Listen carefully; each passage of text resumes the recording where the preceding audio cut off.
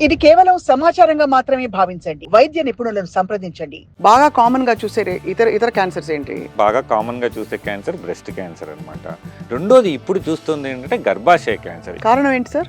మెయిన్‌గా పెరగడానికి ఏంటంటే గర్భాశయ క్యాన్సర్‌కి కేవలం పేరెంట్స్ నుంచి పిల్లలకా, లేకపోతే పక్కన మదర్స్, సిస్టర్స్ అలా కూడా రావచ్చంటారా? జనరల్‌గా ఏందంటే genetic cancers, hereditary transmissible cancers అంటాం. అది కంపల్సరీగా పేరెంట్స్ నుంచి రావాల్సిన అవసరం లేదు. 3 జనరేషన్స్ నుంచి ఎప్పటి నుంచైనా రావచ్చు. మన కంట్రోల్లో ఉండే ఏ అంశాలపై మనం దృష్టి పెట్టి ఒక ఆరోగ్యకరమైన జీవితం కోసం అడుగులు వేయాలి? బట్ రెడ్ మీట్ లాంటివి ఎక్కువగా హెవీగా తీసుకోవడం అవాయిడ్ చేయాలి. అవి మెయిన్‌గా గ్యాస్ట్రో ఇంటెస్టైనల్ క్యాన్సర్స్, ఈ బిఎంఐ ఎక్కువై బ్రెస్ట్ అండ్ సన్లైట్ ఎక్స్పోజర్ ఉండాలన్నమాట.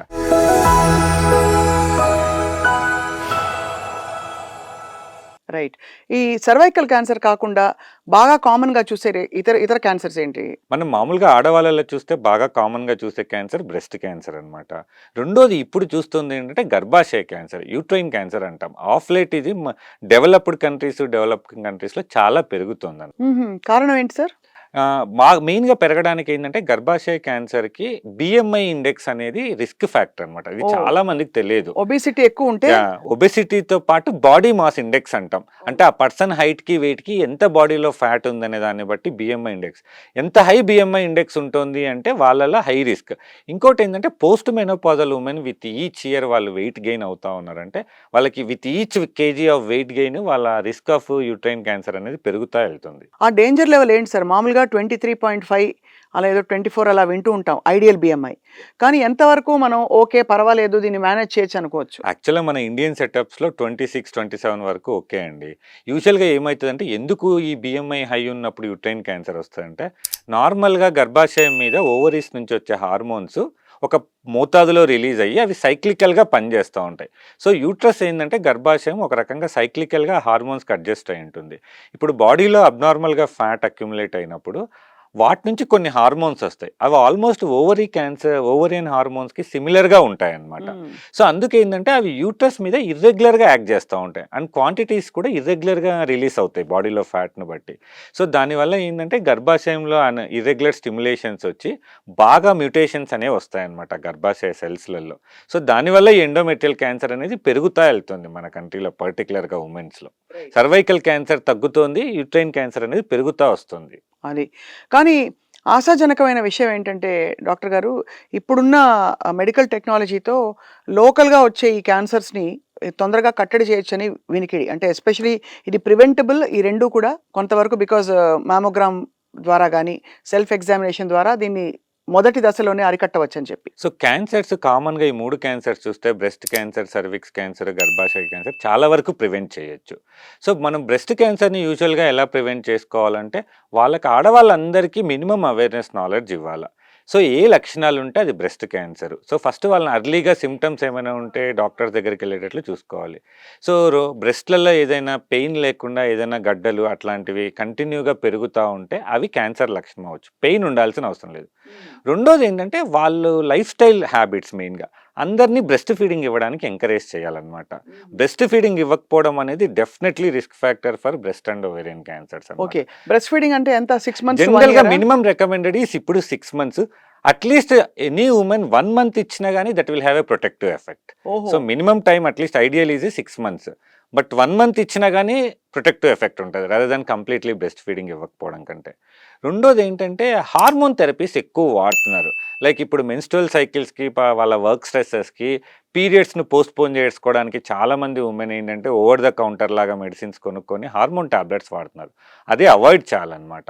ఆ హార్మోన్ టాబ్లెట్స్ వల్ల ఏంటంటే బాడీలో అబ్నార్మల్ ఫిజియాలజీస్ వచ్చేసేసి బ్రెస్ట్ క్యాన్సర్ రిస్క్‌కి అవి పెరుగుతున్నాయన్నమాట.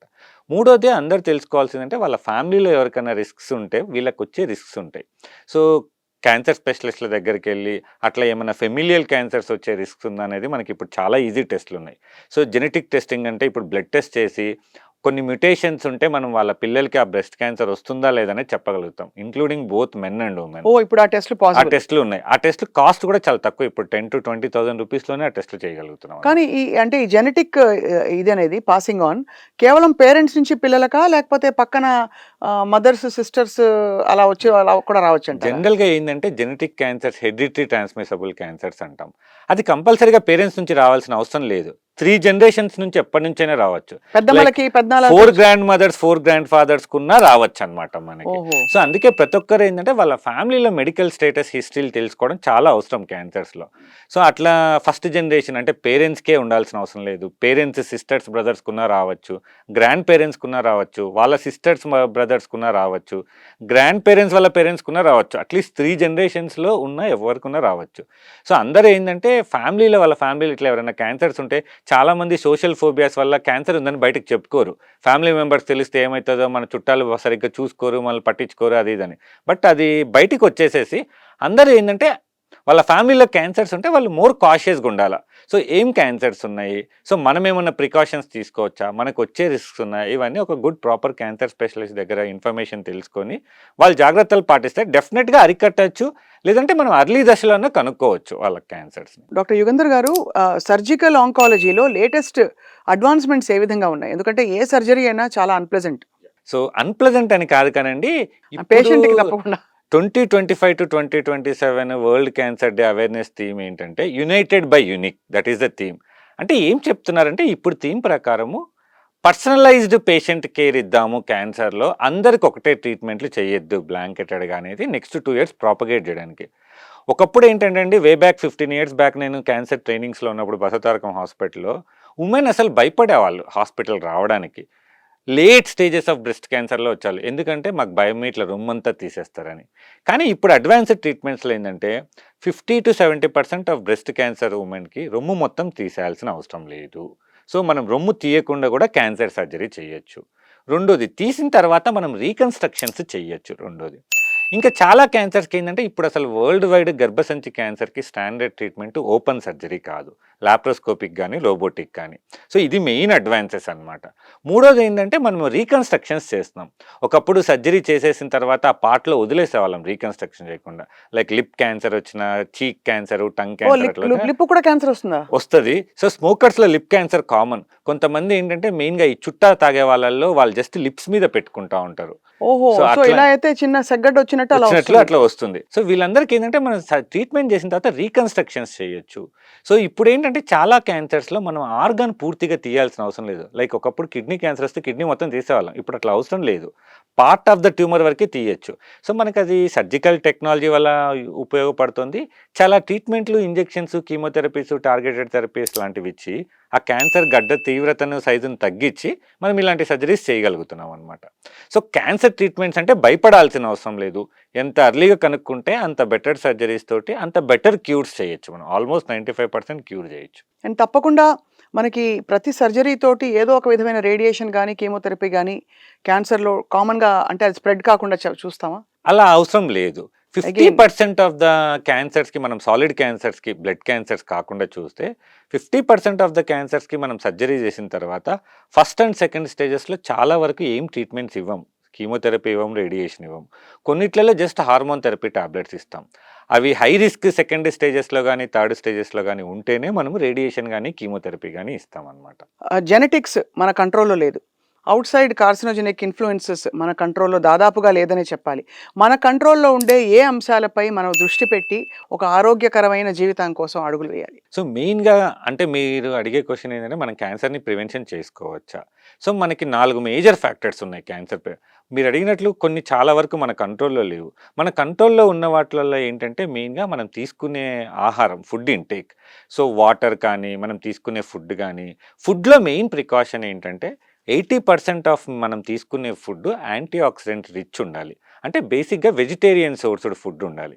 ఐఎమ్ నాట్ సెయింగ్ కంప్లీట్గా నాన్ వెజ్ తినకూడదని కాదు, కానీ బట్ రెడ్ మీట్ లాంటివి ఎక్కువగా హెవీగా తీసుకోవడం అవాయిడ్ చేయాలి. అవి మెయిన్గా గ్యాస్ట్రో ఇంటెస్టైనల్ క్యాన్సర్స్, ఈ బిఎంఐ ఎక్కువై బ్రెస్ట్ అండ్ యూట్రైన్ క్యాన్సర్స్ వచ్చే రిస్క్స్ ఉంటాయి.